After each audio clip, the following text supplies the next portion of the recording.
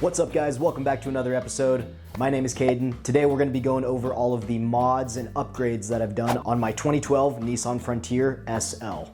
Alright, so the first upgrade we're going to talk about is the Go Fast Camper. Obviously that's pretty much the biggest thing that I've added to the truck. I love the ability to store gear in the back, being able to access gear on any side of the truck, and being able to lock the gear back up. Each of the panels have 2 locks each, and each one of them uses the same key. The Go Fast Camper also has the wedge tent, which I'm sure you guys are all very much aware of. You can remove the floors from the bottom of the wedge so that you can hang out inside the truck bed. You can stand, you can sit inside the truck whenever the weather's all crappy. And that's really one of the main reasons why I ended up going with this particular camper.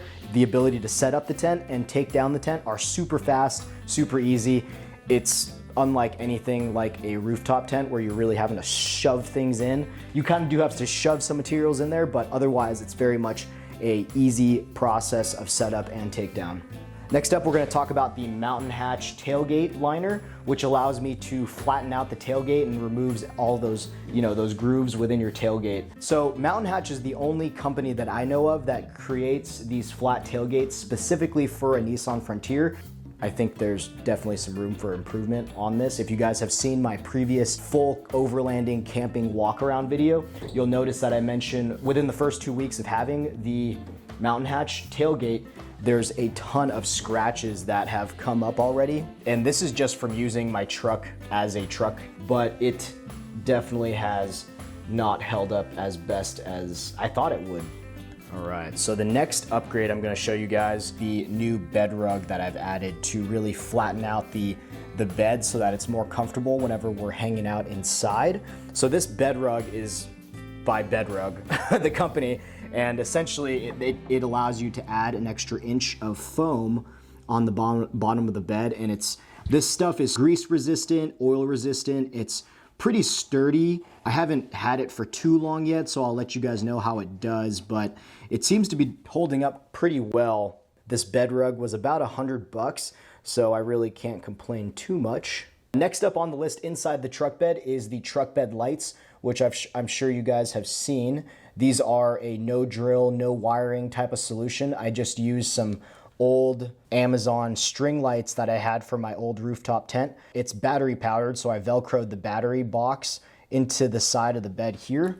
And then I also Velcroed the remote so that it'll always be in here. And then I hung the string lights underneath the bed using Christmas string lights for the outside. So it's essentially these little tiny tabs that you can run the string lights through. And I just have them lined up all throughout the bottom. I kind of wish they were a little bit brighter, but I might just replace the string lights with something a bit brighter instead of having to wire anything in. I'm pretty basic like that, so.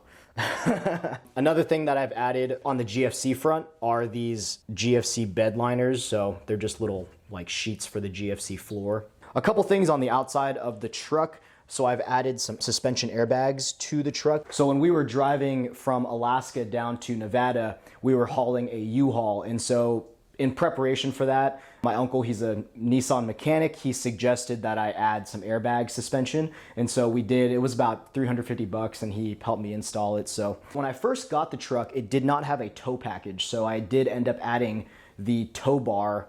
There's about 120 miles on it thus far, and he's been running great. The truck's name is Samuel. We call him Sam. Next up on the list, truck tires. So these are the stock Frontier SL rims. These are 18-inch rims. What I've upgraded are these Toyo AT3 tires. I'm waiting for them to kind of wear out so that I can go buy some new tires and some new wheels. Most likely a 16-inch so I can get some more tread on there for when we're going down trails and I want to air down. So over the last year, I ended up upgrading the suspension on the truck to some Bilstein 5100s. I kind of wish I ended up doing a larger lift in preparation for some bigger tires, but that's okay. Well, we live and learn. I upgraded the front and rear to Bilstein 5100s. I'm eventually going to replace these, and also will be upgrading my leaf springs since we are now carrying the GFC, so I'm eventually going to upgrade the leaf springs. I'm just not sure when. Maybe when I get new tires, I'll just, replace all that. But that's kind of a future, hopefully this year, upgrade. Coming around the front A couple years ago, I got the Rough Country Bull Guard, and there is an LED inside of there as well. These are wired up to my brights or my high beams, so those turn on whenever my high beams are on.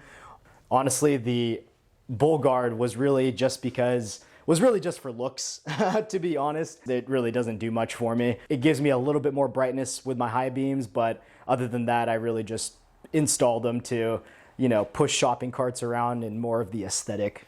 So, all right, so that is pretty much it for the outside of the truck. Let's go to the inside. So inside the back, I do have a dog bed cover. And then back here next to Rio's space here, we have our first aid kit, which just straps to the back of the headrest there. And then we do have this little fan here for Rio whenever it's hot out.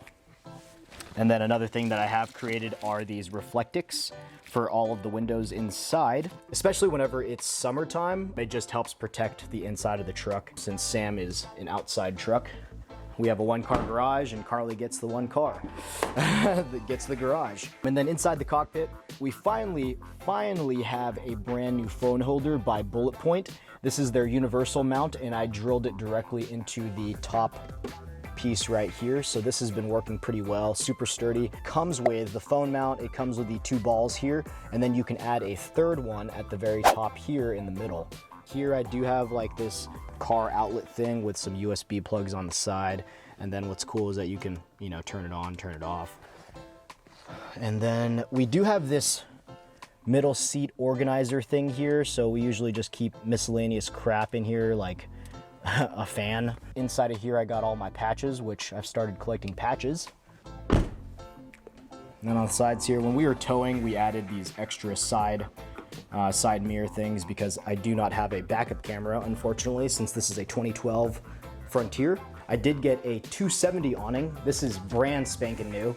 This is by Overland Vehicle Systems, and this is one of those 270 awnings that swing out this way and then around towards the back. I do need to change the positioning of it though, because as you can see, it's not out far enough for it to swing all the way over to 270, and so I need to kind of push this that way. That's actually a Christmas gift I bought for myself. So one more thing we've also added is this little tiny temperature gauge that sits inside of the back of the truck, right over here.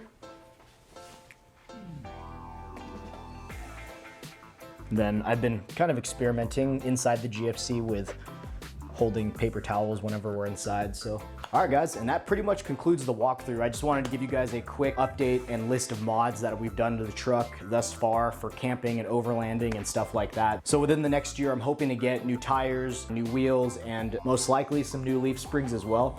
So stay tuned for that. Other than that, most of the stuff on the truck is stock. I really haven't done too much with it. I upgrade things as we need them. If you guys have any questions or suggestions, leave them down in the comments below. I do a lot of truck camping in my Nissan Frontier, so I know the space is very crowded with Tacomas and Toyotas, 4Runners, and stuff like that. So I'm really trying to bring more of a, you know, a presence for Nissan Frontier owners like me. So hopefully you guys enjoy it. Like, subscribe. I'll catch you guys on the next one. Thanks.